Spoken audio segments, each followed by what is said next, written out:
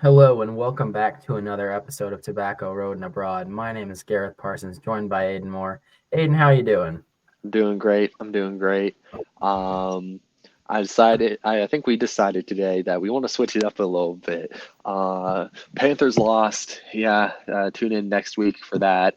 For another update in the Panthers because they're probably going to lose again to the Falcons. Okay, now that the NFL's out of the way, let's start talking about peak cinema.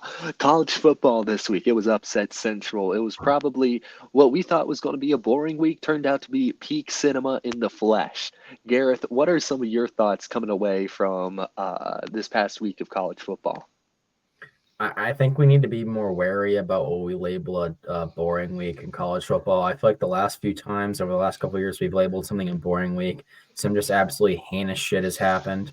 I mean, first of all, when I was watching the Vanderbilt game, I'm like, who's got the video game controller here? Like Vandy running essentially the triple option and beating Alabama. This is something you see in someone's like Xbox Dynasty on NCAA 25. This is not something you see on like primetime television. And just overall, it was kind of a crazy week. I mean, Washington, Michigan, I forget the exact score of that game. I kind of had a hunch that Washington was going to get them there. Don't necessarily remember if they made it to my magic number, but let me actually check on that. Did they make it to my magic number for my prediction? Big Ten. I think I need to go to the previous week. Big Ten. No, Washington fell short of my magic number by 3 points. Oof. So I'd say that's close enough. I mean, obviously, and then Minnesota getting USC at home. But I just think it was overall it was chaos. It was a fun week to watch. Just and this week's going to be even better. I feel like it. But now that we say that, it's going to be like It's Oregon, going to Ohio be State, fucking horrible. snooze fest. Like no drama in the Red River rivalry. Utah ASU is going to be boring. LSU, Ole Miss, goodbye fun. That's not what I think is going to happen. But if we like, I feel like if we overemphasize how much we've got on our plates this week, and I feel like at a certain point, we may just have just fucking snooze fests across the board. But overall, positive reaction to week one. NC State's game I'll get into later. I'm sure Aiden will get into Carolina's game later a bit too. Mm. But there's some positives we got to look at first. But is there anything you want to touch on first, specifically in terms of specifics you want to hit on, talk about? I mean, absolutely. Well, first off, we can't understate the impact Vanderbilt just did when they just shocked the college football world. Um, it's going to be a monumental win that is remembered throughout history. And 50 years from now, it doesn't matter if Vanderbilt's like still continues their ways of mediocrity. This game will be quoted. It will be remembered for just about all of the history of the SEC. Uh, I want to give a shout out to Diego Pavia, uh, absolute dog. Played his heart out. He ran with like determination and on the option plays. Was able to throw for 252 yards. He had one hell of a game and played his absolute heart out. Jalen Milrow. I don't think this is an absolutely damning game for him. He had a solid performance. He was able to throw for 310 yards, had one touchdown, one pick. He just wasn't able to put the team on his back at the end of the game, which is definitely something that should be considered since he is in the Heisman race. Unable to really uh, like capitalize on the uh, just moment and unable to really rally the team against adversity, which is something that like I really want to point out as a theme for football this year. In college football, there's going to like with just the way things are, they're going to be ugly wins. But one thing that I like about Miami that I didn't see in Alabama was the ability to edge out a tough win against the team you should have handled toughly. Miami was able to pull out against Virginia Tech 2 weeks ago and pull out against Cal this past week, and both of those were very ugly games that looked like they were getting out of hand multiple times. But Miami, Cam Ward was able to rally his team and really bring everybody together to elevate Miami and get past these tough scenarios. And that's something that I didn't see from Alabama, and I think that should be heavily considered like going on into the season. I think Miami has more of a case to be a top four school than we give them credit for. And games like this, like games like the Alabama Vanderbilt game, just go to prove that for me. I agree. And Vanderbilt, if there was going to be a way to beat Alabama for them, I think there was one way to beat. There was one scenario where they beat Alabama, and that was it. I think going option heavy was a good idea. Option, you force the defense to be really disciplined. And I'm not saying the Bama defense isn't, but if you're a team and you're hanging with a team you shouldn't be hanging with, and you're doing a bunch of option plays, like making the defense play completely like fundamentally sound, like you're making them play assignment football and have to keep track of players rather than just keying in on their normal things, you're going to force mistakes because the other team's going to be frustrated that you're hanging with them. Like they should be pile driving you into the ground, like up 63 at this point. And if you're hanging around or if you're Vanderbilt, if you're up on them or tied with them, they're going to be really frustrated, and doing things like making them play assignment defense, you're going to force mistakes at them. So hats off to Vanderbilt. They played Alabama the one way they could have beaten them. They played it that way and executed perfectly. And to Miami's point, I feel like I was honestly shocked that Miami wasn't higher. I think they're number 4. I honestly thought after that comeback they might have snagged the 1 or 2, maybe not the 1 spot, but the 2 spot, just with how well they, like you said, responded to adversity. And Alabama didn't do that this weekend. And I'm not saying Jalen Milroe looks like he panics in the pocket, but one thing I've seen from Cam Ward, and I know TV commentators rave about this, you can kind of tell when a quarterback's panic in the pocket or gets what they call happy feet. Like you see, he starts trying to escape earlier than he should have, abandons his reads and takes off. Cam Ward doesn't really do that. Like his pocket could be absolutely collapsing in on him, and he's not leaving to run out of there till the last possible second. He stays in there. He takes hits. They were down big against Cal. Is he throwing with reckless abandon? Is he throwing a triple coverage? No. He's going through his reads, going through his progression. And in my opinion, and I know people are going to disagree with this, I think he might be the most pro-ready quarterback in college as of right now. Not in terms of the season. Like, I'm not going to say he's going to be the best pro-ready quarterback, but I think at this point in the season, with how things have fallen out, I think he's the best pro-ready quarterback now. Does that mean he's going to be the best pro-ready quarterback when bowl games roll around? I don't know, maybe, possibly. I think he's still got a good shot. But I do think he's shown the most maturity and I guess the best decision-making. And that's no shade to any other quarterback. I mean, quarterbacks have bad games. I mean, you've seen it. Brady's had, even Tom Brady in the NFL has had five interception games. The one time back in, I think, 2011 or 2012, when the Dolphins beat the Patriots for the first time in a while, Brady had 5 interceptions. Like, it's bad games are going to happen, but I think Cam Ward just has this it factor where he can kind of turn it on. We kind of saw that at Washington State, which is where, for those of you who don't know, where he was the past couple of years before he transferred to Miami. But I feel like he's also developed and matured in a way where he's been able to get to that. And honestly, I think Miami's probably they've got my vote to win the ACC. I mean, Clemson has kind of figured it out, but with how I know Miami falling behind by a lot to Cal. When you think of polish, that doesn't sound polished, but the final product that Miami puts out on the field by the end of a game is a polished product. Absolutely.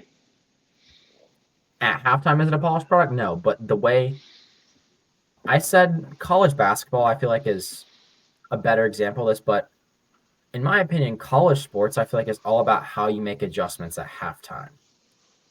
Okay, throw out the beginning of the season games where you're playing FCS teams and they're down. The FCS team's down 43 at the half. Like, throw out those are the outlier in the scenario. The majority of college football games, like college basketball games, are about the adjustments you make at halftime, and Miami is just the absolute king of that from what I've seen. You're down 10, either 17 or 10 to Virginia Tech at halftime. You win in the end. You're down almost 30 points to Cal. You come back and win. And Cal still had enough time to try and put together a game-winning drive, like more than enough time. And you stop that in its tracks. Miami may not look like the best team in the nation right now, but I say they're the most impressive right now in terms of what they're doing. Absolutely. And another game that another monumental upset that happened this weekend was Arkansas toppling Tennessee 19-14. That is a game that probably would have gotten a lot more attention on like just the scale of upset if Vanderbilt Alabama didn't happen. But this was a game where I was more of disappointed in Tennessee than impressed with Arkansas from what I saw with Vanderbilt. I was very impressed with what I saw, but with Arkansas, they played a game that they needed to do to win, but I just felt like Tennessee was not grouping together or playing to their strengths this game, only being able to score 14 points against Arkansas is something that I was very disappointed in seeing. Tennessee was only held to 158 yards passing and just overall not the best of showings, in my opinion. What are your takeaways from this game? This game from Tennessee honestly doesn't surprise me. Part of my thing about Tennessee's offense, I don't want to call it gimmicky, but with the wide splits, it can be really hard. It can be really challenging when that's not the end thing. I mean, we saw with Art Briles and Baylor when they were the only team running wide splits back in 2013, but that was also still when college football was still pretty pro-heavy style. And you have this team with wide receivers, all four of their wide receivers outside the numbers. But now you kind of know how to stop it. And, when unlike NC State, when you don't turn the ball over on your own side of the field 5 times in a game, Tennessee's offense, now that people have figured out, it's quite easy to stop. They're very RPO heavy, and what you want to do with RPOs is you almost want them to hand the ball off. Dare them to hand the ball off, and you take your chances on the inside. You eliminate packing the box so Nico doesn't have one-on-one deep shots down the seams where best case scenario it's catch, worst case scenario Nico throws it out of bounds. You eliminate those. Arkansas did what they had to do. They managed the clock. Tennessee likes to go fast and score fast. Tennessee can't score if they don't have the ball. Yep. And like you said, I think it's similar to the Vanderbilt game, and this is a point you brought up. For Arkansas, there was one way that Arkansas was going to beat Tennessee, and that's what they did. They managed the clock. And, yeah, did Dylan Sampson still run for almost like 150 yards? Yeah. But with Tennessee, that's kind of the poison you have to pick. To beat that veer and shoot offense, that's the poison you have to pick. You have to kind of let them beat the fuck up on you on the ground. You kind of have to let that happen and take your chances and let your defense fit. You let your interior defensive line and let your interior secondary just figure that out. You don't let them get to the deep ball phase of the veer and shoot. Make them stick on the veer phase. And I'm not saying you give up 300 yards on the ground. No. You do things with the pieces you have in the box to try and stop the run. But the second you start rotating, if you're playing, most teams still play with the 2 high in college. The second you start rotating that second safety down in the box, stop the run, you've lost against Tennessee. You've lost. And I'm not saying Arkansas didn't play some one high effectively against Tennessee. They did some things to confuse Nico and played some one high. But the second you start consistently rotating that second safety down on the box against a veer and shoot offense, you've lost. You can do that occasionally where you're like, oh, it's third and short and we need to stop. Like, yeah, third and short, rotate that safety down the box, but there's no need to be doing that on like early downs or long downs, which that's how Tennessee and other veer and shoot teams get you is you rotate that safety down in the box, or hell, you pack the box with 8. No. But like I said, Arkansas, they did good. They did good to adjust. And granted, these were end of third quarter adjustments instead of halftime. They were up, I think, 3-0 at halftime, possibly 6-0. Tennessee stormed back and went up almost 14 on them. And then out of nowhere, Arkansas figured it out. Arkansas' starting quarterback goes down. Backup leads a game-winning drive. The backup had looked awful for the previous 3 drives. Like, they went 3 and out 3 times in a row. And then got the ball back and drove down the field. And yes, did Tennessee let them score there to preserve time for their final drive? Yes. But they still scored. And then, I guess, last play, I know people were kind of ripping Nico Iamaleava on Twitter for not being aware of the clock. He's young. He's like, yeah, he played some last season, but he's still a young quarterback. He's, I think, a redshirt freshman. Like, he was a true freshman last year. Didn't lose his redshirt because he only played 2.5 games. Like, he's still a young guy. And yeah, like, nothing was happening downfield. He had to take off with his legs. That's what he had to do. But, good upset by Arkansas. Do I think this necessarily turns Arkansas' season around? No, not really. But, I mean, it's the SEC. No games. The SEC and ACC, I feel like, are the same way. No games a given. Like, especially in conference rivalries. And I guess the artificial rivalry that they've constructed between Tennessee and Arkansas with like how the restructuring worked when Arkansas joined from the Big 12. It's a rivalry game. Like, shit's going to happen. So I guess that's my reaction. It's still a fantastic upset, but because of that, like you said, everything that happened that weekend, like it kind of gets swept under the rug.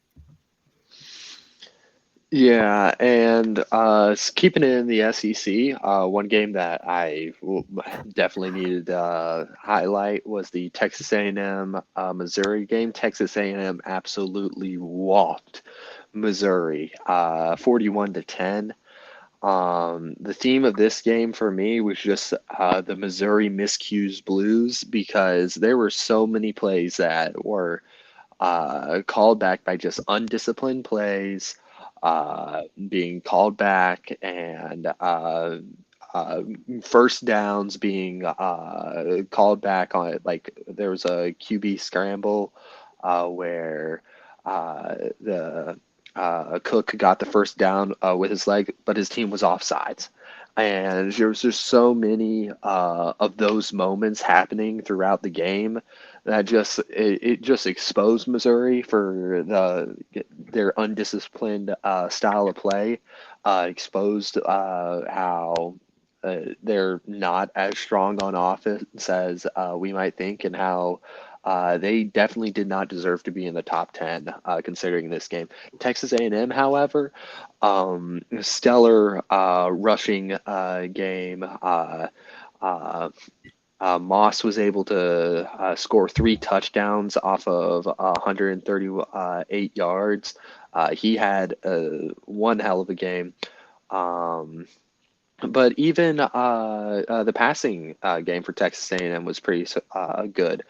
There was no passing touchdowns from Wegman, but he was able to throw for 276 yards. He had a very proficient game and was able to put his team in positions to where these rushing attacks could really mean something. And I feel like that's something that Texas A&M can really take home.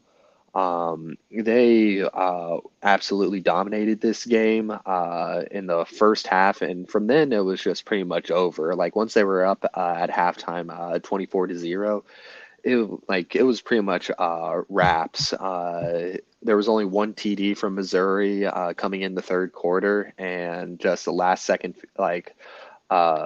garbage time field goal that just rounded the game up to 41-10. But other than that, very disappointed in Missouri, but very impressed by Texas A&M on this game. I am too. Missouri is definitely not the team they were last year. In the past 2 years, Missouri's been pretty strong. And like you said, just miscues, and that's very uncharacteristic of Elijah Drinkwitz's team. Like his teams are usually very methodical, like very like rule based structured, not quite like Saban anal on like procedural stuff, but like under Drinkwitz at App, you didn't see many procedural stuff. Like you didn't see a lot of procedural penalties. When Drinkwitz was the OC at NC State, you didn't see a lot of procedural penalties. But this year, like you said, Mizzou's just been a lot of miscues, and I haven't paid too much attention. I don't know. They may have a young roster. I don't know, but I will say Texas A&M is a team where I haven't been sure of how to feel about them, and this game just confuses me even more from them. Like because it's for me, it's been like a pendulum. Like they seemed really good, then they lost to Notre Dame in an unconvincing fashion. Then all of a sudden they blow out Mizzou. They're back the other way, but they had some close games that should have been close along the way. So I still do view them in a positive light, and I still do think they're good and deserving of a rank, but I'm still kind of unsure about how to feel about them. If you know what I mean? Like I'm impressed. I'm impressed, but I'm not convinced. Definitely. With that, some other top 25 losses that definitely should be brought up. We brought up before Michigan and Washington. Michigan does not come away with the win, loses to Washington 27-17. I know you had a couple key points about like Washington needing to score 30 points to come away with this win. That turned out not to be the case. Washington handles Michigan in pretty convincing fashion and was able to really come away with it in the fourth quarter. Washington able to score 13 unanswered points, which is really the thing that decided the game in the end. They were up at halftime, 14-10, but Michigan looked like they were going to start to run away with it in the third quarter, shutting out Washington, but it just all happened in the fourth quarter when Washington really kind of put everything together. Rogers was able to come away with 271 passing yards and 2 touchdowns. And overall, I'm still I think this is going to be a pretty bad loss for Michigan. I don't like how most of their schedule turns out at the latter half of the season. Michigan's going to be having to face going to Illinois this week. They're going to have to face Oregon. They're going to have to face Indiana and Ohio State. This could mark a very pivotal point in Michigan season where we see them start to slide now. I thought the Washington game was going to be a win for them, but I also thought it was going to be a much needed important win that they needed to have, because I was not convinced with them before with their horrible loss to Texas. But I'm just very disappointed in Michigan, but impressed with Washington. I feel like they were able to regroup. They had a pretty bad loss to Washington State, Rutgers, and a tough loss to Washington State. So I wasn't necessarily the most high on them. But this win against Michigan kind of puts them in a positive light for me. And I see them making a good little stretch for the next half of the season. It's going to be tough, but I definitely think they have the capabilities to win some of these more tough games that are coming up for them. I agree with you on the fact that I think this is going to be a massive start for a massive slide in Michigan. I think this is the first time we've seen I guess now former top 10 team have 3 different quarterbacks to start the season, not including injuries. Do you know? I'm not sure, but did Orji get hurt in this game? Because Tuttle is the one who finished the game for Michigan, and this is their 3rd different quarterback in 6 weeks. I believe so. Oh, so he did get hurt? I couldn't see a reason why he would get pulled. I'm pretty sure there must have been some kind of an injury. I can pull up the headlines from the game. Because, oh yeah, he was benched. My bad. He was benched. Yeah, he started out the game 3 for 7 for 15 yards. So yeah, if you're a top 10 team, 3 quarterbacks in 6 weeks is not a recipe for success, even if it is due to injury. That's just, you want some sort of consistency with your offense. And I'm not saying Michigan's going to not make a bowl game this year. Like, they very well could still be 6-6. I mean, they've got 4 wins. They're over 75% of the way there. Or they're 66% of the way to bowl eligibility. But with how unconvincing their offense has looked, particularly their passing game, and I know teams can get it done without passing. I mean, look at Army and Navy. But even Army and Navy are now passing for an average of about 100 yards a game. Michigan still struggles to get to 100 yards, and I'm not saying they're a horrible team, but with this quarterback kind of like carousel here, in addition to have just lost like pretty much their entire coaching staff, a lot of like their key components from that national title, I'm really struggling to find a winnable game here on the rest of their schedule. Maybe 1 or 2 wins, but I'm struggling to find a game where I think, yeah, Michigan's definitely going to come away with the win here. They may, I might give them Northwestern. Yeah. I might give them Northwestern. I'm trying to think. Definitely not Ohio State. Definitely not Oregon. Probably not Indiana, if I had to wager. I might give them Michigan. I'll give them Michigan State. Michigan State's pretty bad. I'll give them Michigan State. Illinois, no. Oregon, no. Indiana, no. Northwestern, yeah, 6-6. For me, 6-6. 6-6 is my. You've been Harbaugh'd. Yeah, you've been Harbaugh'd. 6-6.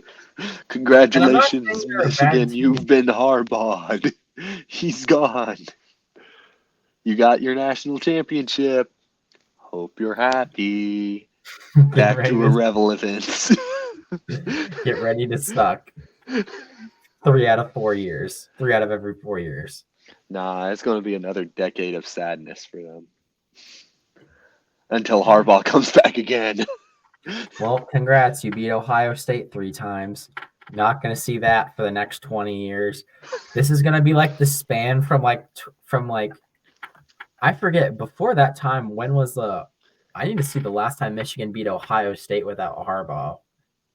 I think it was probably like 2011 or 10. I thought you were about to say 2000, we weren't born. Nah. Well, let me see. 2000.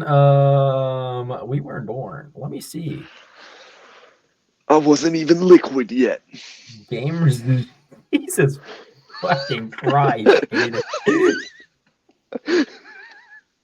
What the hell? That is that.